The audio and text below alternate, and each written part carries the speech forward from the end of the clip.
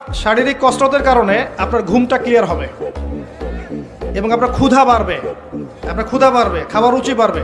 আপনি খাবেন বেশি, তখন ব্যায়াম করবেন, ফিজিক্যালি স্ট্রং হবেন এবং ঘুমাবেন ক্লিয়ার, মাথা ফ্রেশ থাকবে, তখন পড়াশোনা করলে মন বসবে। শেষ নিঃশ্বাস পর্যন্ত তোমাকে লড়ে যেতে হবে। এই পৃথিবীতে কেউ কাউকে জায়গা করে দেয় না, জায়গা করে নিতে হয়।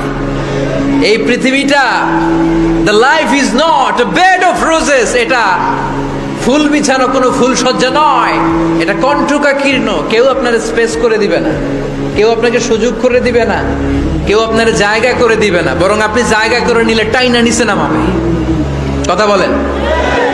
এজন্য কখনো অলসতাকে স্থান দেয়া যাবে। রসুল বাত্তালি দুঃখানু শয়তান, অলস মস্তিষ্ক শয়তানের আড্ডা। অলস যদি কেউ থাকে, এটাতে টেনে বেঁধে কাজে নামাবে। পারা যাবে? নবীরা কি এমনি এমনি বসে বসে খাইছে?